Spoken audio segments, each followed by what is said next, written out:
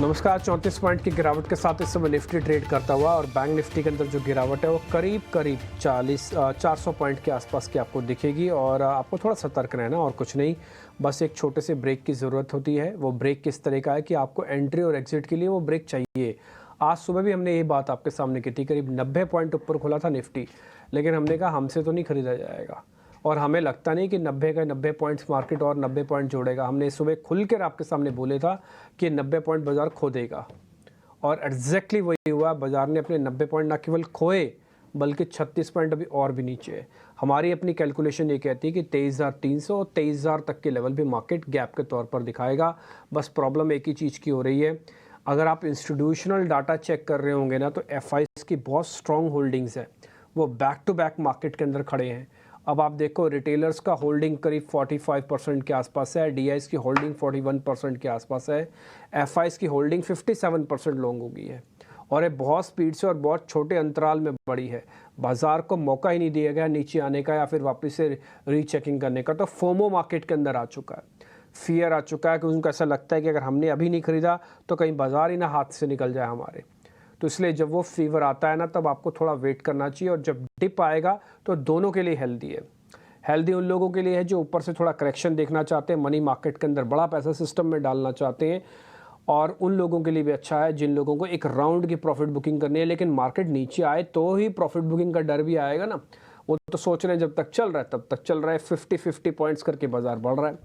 अगर आप advance decline आप रेशो चेक करो तो सुबह से रेशो यही मेंटेन्ड है, लेकिन एनएससी और बीएससी में सुबह बहुत बड़ा फर्क था। अब आप देखो बीएससी का नंबर्स एनएससी के नंबर्स बराबर आ गए एडवांस डिक्लाइन के ऑलमोस्ट। थोड़ा सा भी और झटका लगेगा तो ये नंबर्स करेक्शन में यानी कि उल्टे भी रिवर्स हो जाएंगे, डिक्लाइंस बढ़ जाएगा, मार्केट में प्रेशर बढ़ेगा। मैं ऐसा नहीं कहता कि मार्केट में टूट आनी चाहिए, बट मैं इतना ज़रूर चाहता हूँ कि भाई आप थोड़ा सा हेल्दी हो जाए। लगातार कई सेशन ऐसे हो गए हैं जब हमने एफआईएस के नंबर और मार्केट के नंबर्स दोनों को अच्छे बढ़ते हुए देखा है। गिफ्ट निफ्टी का आप कोई मतलब नहीं है चेक करने को, गिफ्ट निफ्टी के हिसाब से तो आजकल चलता ही नहीं है। अब नॉर्मल गेन अब नॉर्मल लॉस दिखाता है, बाद में 5 ही मिनट के अंदर मार्केट अपनी रिदम अपने हिसाब से पकड़ने लग जाता है। ग्लोबल मार्केट्स का सिर्फ थोड़ा बहुत सेक्टोरियल मूव आ जाए तो आ जाए, अदरवाइज वैसा नहीं है। एक और चीज़, प्री बजट रैली मार्केट के अंदर शुरू है, सभी लोग जानते हैं, सब लोग समझते हैं। इससे पहले तक इलेक्शंस की रैली और प्री बजट की रैली में ना बहुत कम कन्फ्यूजन था, पता ही नहीं चला कि कब कब इलेक्शंस वाला हिस्सा खत्म हुआ और कब कब में प्री रैली शुरू हो गई है। तो इसकी एक बहुत थिन लाइन थी डाटा की, वो अभी भी प्रॉपरली शो ऑफ नहीं हो रही है। तो थोड़ा एक गैप आ जाएगा तो फिर आप अच्छे से बजट के ओरिएंटेड होकर काम भी कर पाएंगे। बजट अभी आएगा जुलाई में, तो जो लोग बोल रहे हैं ना कि बाजार के अंदर प्री बजट रैली है, प्री बजट रैली कम से कम 1 महीना पहले नहीं आती है। प्री बजट रैली आएगी तो 10 दिन पहले आएगी। तो 22 तारीख को मान लो एग्जाम्पल है कि 20 जुलाई को आ गया है, आज है 21 जून, तो पूरे 1 महीने के अंदर एक गैप जब तक आपको नहीं आएगा ना, आप माल ही नहीं भर पाओगे प्री बजट रैली का। तो इसके लिए एक छोटे से डिप की रिक्वायरमेंट है और कुछ नहीं है। कोई क्रैक नहीं है, कोई मार्केट का रिदम नहीं बदल रहा, कुछ नहीं बदल रहा, बट एक थोड़ा सा गैप ज़रूर चाहिए, जिस गैप के बदौलत आप कम से कम एंट्री और एग्जिट की एक विंडो खोलेगी, दोनों खुश हो जाएंगे। चंदन तापड़िया आज के हमारे मेहमान हैं, उनसे हम जरा यही गैप के बारे में थोड़ा समझेंगे। साथ ही निफ्टी बैंक निफ्टी की कितना फ्यूल है ये भी जरा पता करेंगे। 27 तारीख को डेरिवेटिव एक्सपायरी आ रही है, नेक्स्ट वीक एक्सपायरी स्पेशल हम 2 दिन करेंगे, एक 27 तारीख को, एक 26 तारीख को। 26 बैंक निफ्टी की है, 27 निफ्टी की है। लेकिन उससे पहले रिपोर्ट कार्ड दिखाते हैं। कल किसी वजह से मैं कार्यक्रम का हिस्सा नहीं बन पाया, कल मैं छुट्टी पे था, तो कल 2 हमारी मेहमान थी, सोनी पटनायक और शिल्पा राउत। आपको पता है बृहस्पतिवार को दोनों बहनें जुड़ती हैं आपस में, और उसके बाद हम रिपोर्ट कार्ड भी दिखाते हैं। और जैसे कल एक्सपेक्टेड था कि उनका रिपोर्ट कार्ड अच्छा बना है, आइए आपके सामने रखते हैं।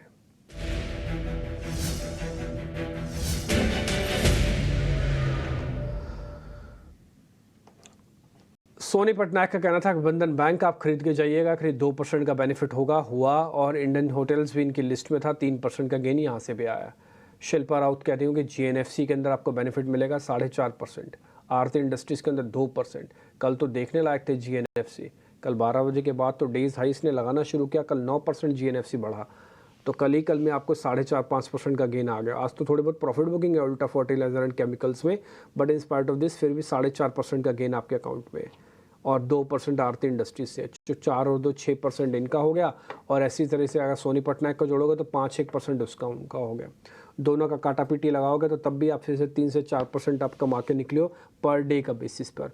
तो इसलिए थोड़े बस सेलेक्टिव रहिए, कोई दिक्कत नहीं है मार्केट के अंदर, एज सच कोई प्रॉब्लम भी नहीं है, बस थोड़ा ओवर हीटिंग वाला आपका कंसेप्ट है और कुछ नहीं है।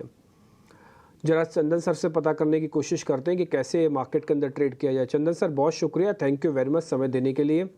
सर इसमें कोई दो राय नहीं है कि मार्केट ने कमाल करके दिखाया, इसमें कोई दो राय नहीं है कि एफआईज भी आए, इसमें कोई दो राय नहीं है कि मार्केट ने सारी अच्छी खबरों को डिस्काउंट किया, इसमें कोई दो राय नहीं है कि रिटेल का पार्टिसिपेशन काबिल तारीफ था, इसमें भी कोई दो राय नहीं है कि बैंक निफ्टी और निफ्टी ने इस बार डाइवर्जेंस कम करते हुए एक ही हफ्ते में ऑल टाइम हाई टेस्ट करवा दिए। अभी क्या करना चाहिए सर? एक डिप की वेट करनी चाहिए being as an disciplined investor, या फिर डिप की वेट ही ना करें, चलते चलो भैया?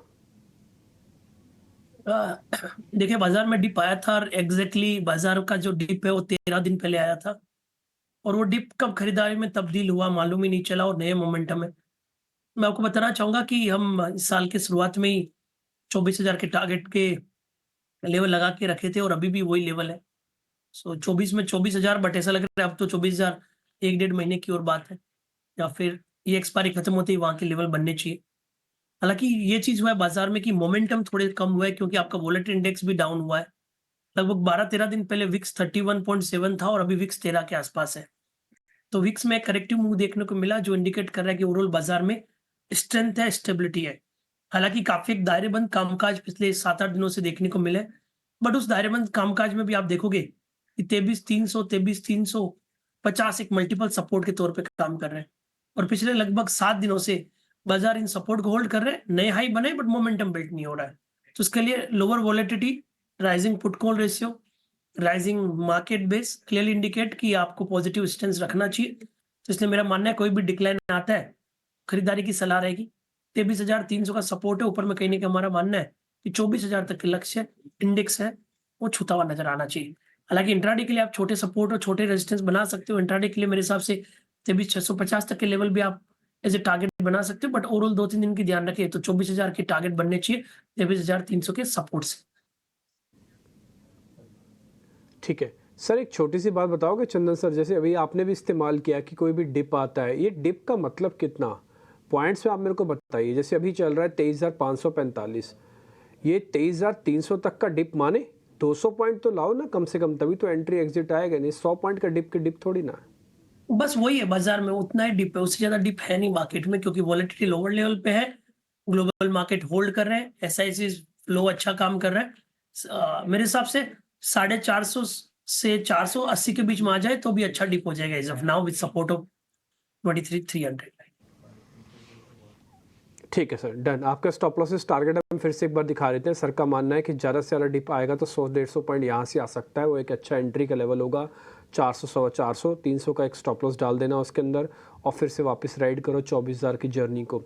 डिप ज़्यादा लगता नहीं है मार्केट के अंदर, ग्लोबल फ्यूरियस है, इंडियन फ्यूरियस मार्केट है और साथ ही एफ की होल्डिंग अच्छी है। या तो एग्जॉस्ट हो जाए फिर आओ ना, फिर एक कम से कम 70-75% एफ की होल्डिंग लाओ, तब आपको लगेगा कि नहीं बम ऊपर आए। अभी वो 57% है, तो अभी भी है उनमें रूम के और माल भर सकते हैं इंडिया के अंदर वो भी। ठीक, देखते हैं क्या होता है आगे चल के, बट हाँ स्पेसिफिक ट्रेड होगा। मेरे को लग रहा है कि 10 से 15 दिन आप थेमेटिक काम करेंगे ज़्यादा बेहतर होगा। जैसे कुछ दिन पहले फर्टिलाइज़र थीम चली, क्या शानदार चली, ऐसे कुछ एक और ट्रेड भी पता करेंगे। चंदन सर, बैंक निफ्टी में कुछ बताओगे कि बैंक निफ्टी छोड़ दें? ये बैंक निफ्टी देख सकते हैं, हालांकि अग्रेसिव स्टेंस नहीं है, बट अगेन आज एक बेरिश कैंडल बना है डेली चार्ट पे और बैंक निफ्टी 2 दिन काफी अच्छा मोमेंटम दिखाया था। कल भी रेंज बाउंड था, आज बेरिश कैंडल था, बट सरेंडर नहीं हुआ है, मेजर ट्रेंड इंटेक्ट है। तो सलाह यही रहेगी कि जो पुराना हाई था 51,133 उसको सपोर्ट बना ले और उस सपोर्ट से 52,000 के टारगेट के लिए प्ले करना चाहिए। तो कोई और हल्का सा डिप बने, अगेन छोटा सा 50-100-150 पॉइंट से ज्यादा का नहीं, तो 51,133 सपोर्ट का काम करेगा। 51,133 और ऊपर में जो टारगेट बनेंगे वो 52,000 तक के लक्ष्य बनने चाहिए। ठीक है, डन सर। सर एक टारगेट ना मैं आपको और भी याद दिला देता हूँ, मैं क्वेश्चंस करूँगा अभी आपसे स्टॉक्स का, लेकिन उससे पहले मैं आपको जरा आइडिया के बारे में बता दूँ। चंदन सर इकलौते ऐसे इंसान थे हमारे पूरे पैनल के अंदर जिन्होंने खुल के कहा कि हमारे से आइडिया के बारे में आप बार बार पूछते रहना। आपको ध्यान है कुछ टाइम पहले चर्चा हुई थी, इस समय 11 और 12 रुपये के आसपास का आइडिया चल रहा था, तो हमने सर से बात पूछी भी थी और उस समय उन्होंने जो टारगेट दिया था 18 रुपये का दिया था और मैंने खुले इनकी तारीफ़ की थी कि सर आप पहले इंसान हो जो खुद कह रहे हो कि आइडिया के अंदर 18 रुपये आराम से आ जाएगा। सर आज जब 17.5 के आसपास मेरे को रेट दिख रहे हैं तो मैं आपको थैंक यू कर देता हूँ। काफ़ी सारे रिटेल इन्वेस्टर्स जिनके पास 11, 12, 13 का वोडाफोन आइडिया होगा, आपके उस मैसेज से और आपके उस कन्विक्शन से ये चीज़ तो क्लियर हो गया कि इसमें रीडिंग अच्छी है। आपने एक और बात भी बोली थी सर ये 24 रुपये भी जाएगा, आप उस बात पे अभी भी इंटैक्ट हैं सर? तो बहुत बहुत धन्यवाद। और डीपी साथ में मैं धन्यवाद भी देना चाहूंगा कि आपने एक दिन ट्वीट किया था और काफी अच्छी तरह से निवेशकों को कैसे बाजार में निवेशित होके और लर्निंग के लिए फोकस किया था। अब मैं आइडिया की बात करूं तो बिल्कुल कन्विक्शन था। और आपकी खूबी यह है और आपके चैनल की खूबी यह है कि जो पॉजिटिव चीज है उसको आप हाईलाइट करते हो, कन्विक्शन है जिसको आप पास करते हो। और मुझे याद है आपने एक बार नहीं कम से कम 20 बार पूछ लिया आइडिया, नीचे आया तो भी पूछा, ऊपर गया तो भी पूछा। हाँ बट ये बताने के हाँ लिए कि क्लाइंट को कन्विक्शन होल्ड करना है नहीं करना। और हर बार मेरा यही जवाब रहा कि आप डटे रहे, यस टिके रहे। और मेरे तो ऐसा मानना है जब बॉल है ना बैट पे आए तो रुकना नहीं चाहिए, बाउंड्री पे और स्टेडियम पे बॉल जानी चाहिए। तो 11-12 से हम कंटिन्यूसली हाँ सजेस्ट कर रहे हैं। 18 छोटा टारगेट है और 18 निकलने के बाद 22 और 24 कब आएगा मालूम ही नहीं चलेगा। तो ओवरऑल मेरा व्यू 22 और 24 का इंटेक्ट है, 18 का पहला टारगेट है। हाँ, यदि किसी ने बड़ी क्वांटिटी में लिया है, थोड़ा बहुत बेचना है तो बेच सकते हो। और बेचने से भी बेटर है कि आप 15 रुपए 60 पैसे के आसपास ट्रेलिंग रख लो। 15 रुपए 60 पैसे का एक नया सपोर्ट बन जाएगा। ऊपर में जो टारगेट है वो 18 के ऊपर 22 और 24 तक बनते हुए नजर आएंगे, जिस हिसाब से सब खबरों के मद्देनजर प्राइस सेटअप बना है। और मैं आपको बताऊं, ये मेरे को रोल ओवर के डेटा से समझ में आया था।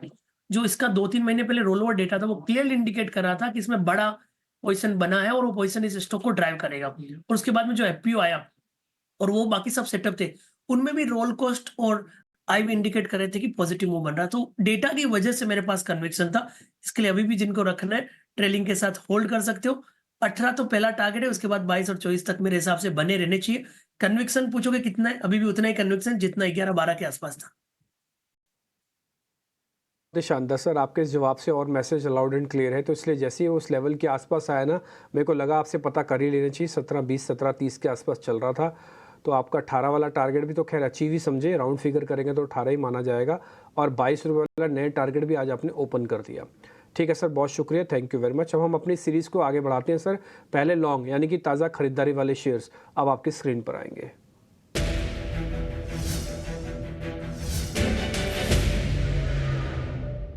सर कुछ शेयर्स के ना प्राइसिंग के साथ ऐसा कोरिलेशन होता है कि अपने प्राइस से बता देते हैं कि चलने जा रहे हैं कि नहीं चलने जा रहे। IRCTC का वो one of the best example है। ये 1000 के ऊपर स्ट्रांग रहता है, 1000 के नीचे वीक हो जाता है।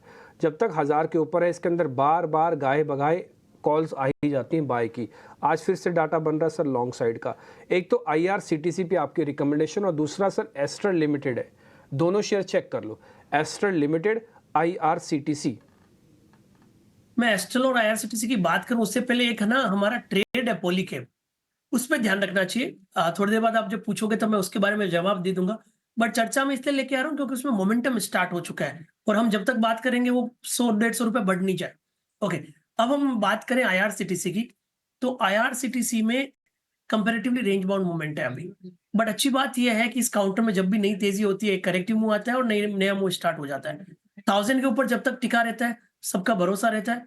1040 के ऊपर जाते ही एक नया मोमेंटम बिल्ट हो जाता है। तो सलाह यही रहेगी कि पोजीशन को होल्ड करें 1000 के सपोर्ट के आसपास। 1045 निकला है तो 1100-1120 तक के लेवल भी यहाँ पे देख सकते हो। अब आप बात करो एस्ट्रल, एस्ट्रल मुझे अच्छा लग रहा है। एस्ट्रल का जो आज का सेटअप है वो कहीं ना कहीं इंक्रीजिंग एक नया मोमेंटम बता रहा है। 3 दिन के करेक्टिव मूव के बाद आज जो बुलिश कैंडल बना है वो कहीं ना कहीं पिछले 23-24 दिन का हाईएस्ट क्लोजिंग देके जाएगा। तो एस्ट्रल पे पॉजिटिव बायस है। 2220 का सपोर्ट रहेगा, ऊपर में लगभग 2400 तक के टारगेट यहाँ पे बनने चाहिए। तो दोनों ही काउंटर में तेजी का मोहर है। एस्ट्रल ज्यादा अच्छा लग रहा है, यहाँ पे आप फोकस करें मोमेंटम को प्ले करने का।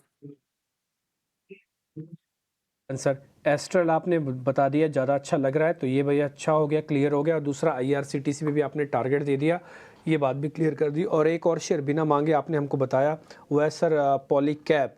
सर हम ब्रेक पे जा रहे हैं, एक काम करोगे आप, ब्रेक पे हो सकता है फिर ये शेयर चलना जाए या आगे पीछे होना जाए। पॉलीकैब का टारगेट स्टॉप लॉस हमने लिख दिया है। सर एक बार ज़रा चेक करके बता दीजिएगा, यही है ना? 7400 का टारगेट है और 7000 का स्टॉप लॉस है। सर यही रखें? बिल्कुल यही टारगेट रखना चाहिए। मेरा ऐसा मानना है कि मोमेंटम है और आज का जो बुलिश कैंडल है वो लगभग पिछले 13 दिनों के एग्जॉस्शन के बाद बना है।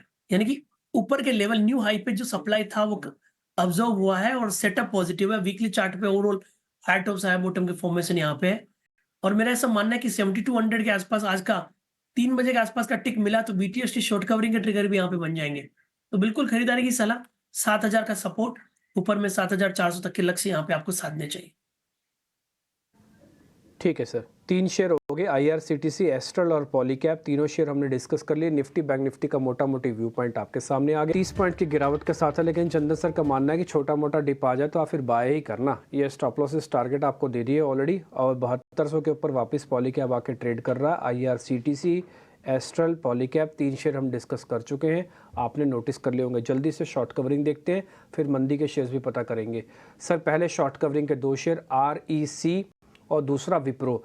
विप्रो टिपिकली इन्वेस्टर्स के हिसाब से बताना सर, इसमें ट्रेडर्स को कुछ मिलता नहीं है, खाली पीली सिर्फ आते हैं और नुकसान हो जाता है। तो विप्रो इन्वेस्टर के हिसाब से और दूसरा REC सर। सही कहा। देखिए मैं विप्रो को ट्रेक ही नहीं करता हूँ ट्रेडिंग के हिसाब से और कभी भी विप्रो का चार्ट देखा तो कभी कुछ समझ में नहीं आया और आप देखोगे ये क्लियरली यही इंडिकेशन है कि मोमेंटम वाला खिलाड़ी नहीं है। चलता है तो भी 1-1% करके मूवमेंट देता है, आधा-आधा परसेंट करके डिप देता है। तो यदि किसी को पोजीशन रखना है तो जरूर वीकली चार्ट के सेटअप के हिसाब से खरीदारी के मौके रहेंगे। 480 सपोर्ट है, कहीं ना कहीं 540 तक के टारगेट के लिए। तो ओवरऑल ठीक है यहाँ पे। REC कहीं ना कहीं रेंज बाउंड है, हालांकि आज ओपन इंटरेस्ट में आप देखोगे कमी देखने को मिली है। 3 दिन का डिक्लाइन है, वो वापस एक बाइंग में बना है तो हल्के से बाउंस बनेंगे, अग्रेसिव स्टेंस नहीं रहेगा। बट ऐसा मानना है कि 509 के सपोर्ट से एक बार के लिए 530-32 तक के लेवल बन सकते हैं। ठीक है, तो विप्रो भी चल सकता है, लेकिन विप्रो होगा इन्वेस्टमेंट्स के लिए। 540 का टारगेट है, सुबह भी हमने पता किया था इसके बारे में कि आपको बड़ा टारगेट रखना है तो फिर आप इन्वेस्टर बनना, इसमें ट्रेडर मत बनना। 480 का स्टॉप लॉस डाल लो, आने जाने के लिए कम है और 540 का टारगेट है। अच्छा सर, मंदी वाले शेयर फटाफट से मैं आपसे पता कर लूँ। एक बार IRCTC का टारगेट स्टॉप लॉस मेरे को दे दोगे, इसको REC का सर, REC का माफ़ कीजिए। बिल्कुल RSC का लेवल देखें तो आप देख लीजिए नीचे में 508 के आसपास का सपोर्ट, ऊपर में 530-32 और टारगेट 530। 500 सर कन्विक्शन का लेवल कितना है? 70% है कन्विक्शन का लेवल? नहीं 50% से कम है। कम है? हम्म, ठीक है, 50% से कम है, फिर सौदा छोड़ देंगे। हमने लेवल्स लिख दिए, बट इस सौदे को हम ज़्यादा ध्यान नहीं देंगे। आप एक काम करो, एस्ट्रल, एक पॉलीकैब, IRCTC और इसके अलावा सर अभी आपको एक ट्रेड बता रहे विप्रो इन्वेस्टमेंट वाली कॉल, इसको रखो। ये जो हमने REC बताया ना, इसमें कन्विक्शन का लेवल थोड़ा कम है। आगे से हम कोशिश करेंगे कन्विक्शन के लेवल की भी प्लेट बनवा लें ताकि उस पर हाई और लो लिखा जाए। हाई कन्विक्शन वाले सौदे को जम कर ट्रेड करो और लो कन्विक्शन वाले को कम से कम काम करो। हम एक कल परसों ही कर देंगे काम, इसी प्लेट के अंदर एडिक्शन कर देंगे एक साथ में। जहाँ पे चंदनता पड़ेगी राय, वहाँ पे एक छोटी सी ब्रैकेट बना लेना प्रोड्यूसर साहब, वहाँ पे हाई और लो भी डालना शुरू करो। हाई कन्विक्शन, लो कन्विक्शन, ये ज़्यादा सही होगा। बिकवाली वाले शेयर जरा जल्दी से स्क्रीन पे लेके आए, फिर चंदन सर के ट्रेड लेंगे।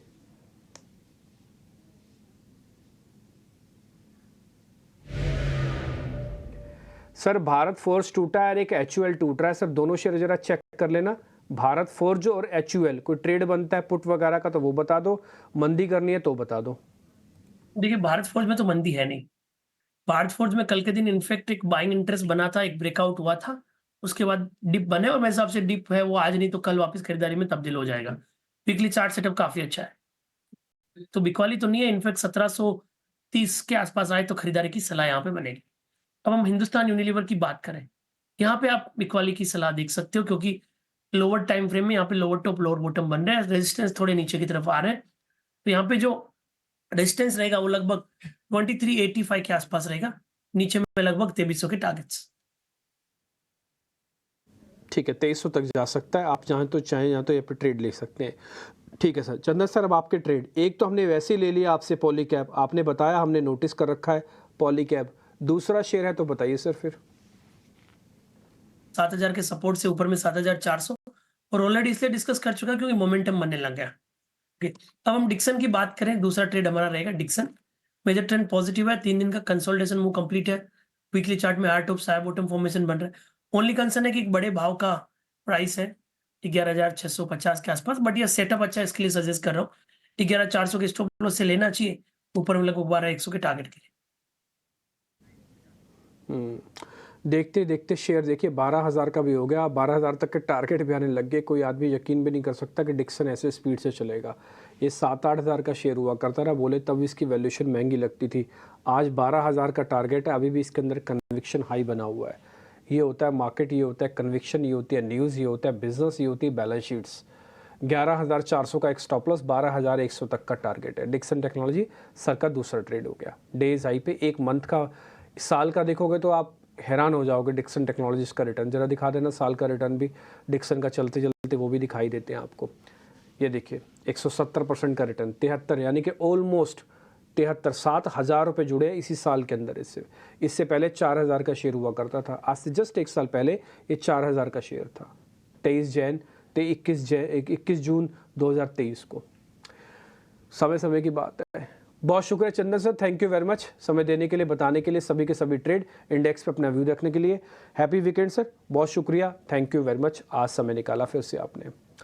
फिलहाल इस कार्यक्रम से भी इतना ही, एक छोटा सा ब्रेक के बाद योग से जुड़ा हुआ हमारा एक खास शो है, उसका आनंद लीजिए और देखिए कुछ बेहतरीन शेयर योग के अंदाज में।